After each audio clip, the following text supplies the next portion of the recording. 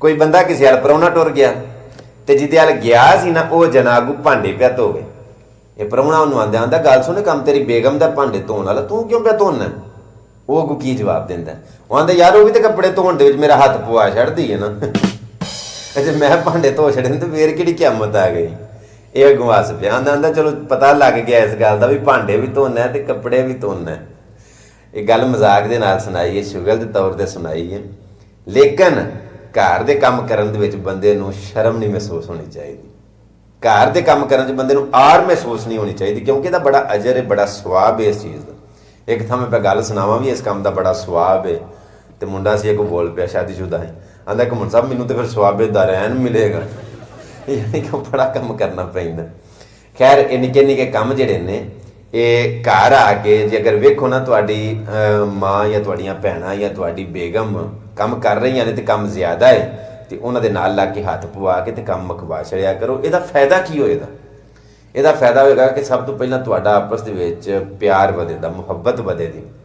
ਦੂਜੇ ਨੰਬਰ ਤੇ ਤੁਹਾਨੂੰ ਅਹਿਸਾਸ ਹੋਵੇਗਾ ਕਿ ਜਿਹੜੇ ਕੰਮ ਨੂੰ ਅਸੀਂ ਐਵੇਂ ਮਾਮੂਲੀ ਪੇ ਸਮਝਦੇ ਹਾਂ ਇਹ ਏਡਾ ਸੌਖਾ ਕੰਮ ਵੀ ਨਹੀਂ।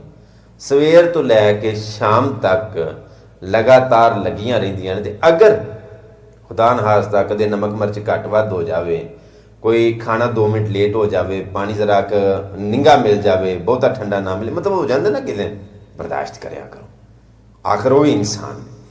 ਮੈਂ ਇੱਕ ਦਿਨ ਘਰੋਂ ਨਿਕਲਣ ਲੱਗਾ, ਤਿਆਰੀ ਸ਼ਿਆਰੀ ਮੈਂ ਫੁੱਲ ਕੀਤੀ, ਕਿਤੇ ਪ੍ਰੋਗਰਾਮ ਤੇ ਚੱਲਾਂ ਸਾਂ ਤੇ ਘਰ ਦੇ ਮੈਨੂੰ ਕਹਿੰਦੇ ਨੇ ਵੀ ਸ਼ਾਮ ਦਾ ਖਾਣਾ ਘਰ ਆ ਕੇ ਖਾਣਾ ਜਾਂ ਬਾਹਰੋਂ ਹੀ ਖਾਣਾ? ਮੈਂ ਸੋਚਿਆ ਵੀ ਅੱਗੇ ਵੀ 3-4 ਦਿਨ ਇਸੇ ਤਰ੍ਹਾਂ ਬਾਹਰੋਂ ਹੀ ਪ੍ਰੋਗਰਾਮ ਪਾਰਟੀਆਂ ਵਗੈਰਾ ਵਗੈਰਾ ਘਰ ਨਹੀਂ ਖਾਦਾ, ਤੇ ਮੈਂ ਨਹੀਂ ਘਰ ਆ ਕੇ ਖਾਣਾ। ਆਖਣ ਲੱਗੇ ਜੇ ਘਰ ਆ ਕੇ ਖਾਣਾ ਤੇ ਇਹ ਪਰਚੀ ਹੈ ਤੇ ਇਹ ਸਬਜ਼ੀ ਤੇ ਲਿਆ ਦੇ, ਉੱਤੇ ਲਿਖੀ ਹੈ ਸਰ। ਉਹ ਕੋਈ ਧਨੀਆ ਪੁਦੀਨਾ ਕੋਈ ਸਬਜ਼ੀ ਵਗੈਰਾ ਜੋ ਉਹਨਾਂ ਨੂੰ ਚਾਹੀਦਾ ਸੀ। ਪਹਿਲਾਂ ਤਾਂ ਮੇਰਾ ਦਿਲ ਕੀਤਾ ਇਹਨਾਂ ਨੂੰ ਆਖਾਂ ਨਹੀਂ ਮੈਂ ਬਾਹਰੋਂ ਹੀ ਖਾਣਾ। ਫਿਰ ਮੈਂ ਨਹੀਂ ਇਹ ਵੀ ਕੰਮ ਜ਼ਰੂਰੀ ਹੈ, ਇਹ ਵੀ ਕੰਮ ਕਰਨ ਵਾਲਾ। ਕੱਲ ਤੇ ਮੈਨੂੰ ਬੇਬਾਸ, ਮੈਂ ਫਟਾਫਟ ਉਹਨਾਂ ਕੋਲੋਂ ਪਰਚੀ ਫੜੀ, ਮੈਂ ਮੋਟਰਸਾਈਕਲ ਨੂੰ ਕਿੱਕ ਮਾਰੀ ਤੇ ਮੈਂ ਬਾਜ਼ਾਰੇ ਟੁਰ ਗਿਆ। ਉੱਥੋਂ ਜਾ ਕੇ ਜੋ ਹੈ ਸੀ ਕੁਝ ਸਬਜ਼ੀ ਮੈਂ ਲੈ ਕੇ ਤੇ ਛਾਪਰ ਹੈਂਡਲ ਨਾਲ ਟੰਗਿਆ। ਇੱਕ ਕਰਿਆਨੇ ਵਾਲੀ ਦੁਕਾਨ ਤੇ ਖਲੋਤਾ, ਮੈਨੂੰ ਹੋਰ ਥੋੜਾ ਜਿਹਾ ਕੋਈ ਸਮਾਨ ਚਾਹੀਦਾ ਸੀ। ਮੈਂ ਆਪਣੇ ਧਿਆਨ ਨਾਲ ਸਮਾਨ ਲੈਣ ਲੱਗ ਪਿਆ। ਜਿਹੜੇ ਵੇਲੇ ਲੈ ਕੇ ਤੇ ਬਾਹਰ ਮੋਟਰਸਾਈਕਲ ਵਾਲਾ ਆਇਆ ਤੇ ਹੈਂਡਲ ਦੇ ਨਾਲ ਸਬਜ਼ੀ ਵਾਲਾ ਛਾਪਰ ਕੋਈ, ਉਹ ਮਤਲਬ ਥੋੜਾ ਜਿਹਾ ਸਮਾਨ ਸੀ, ਕੋਈ ਬਹੁਤ ਜ਼ਿਆਦਾ ਵੀ ਨਹੀਂ ਸੀ, ਕੋਈ 200-400 ਦਾ।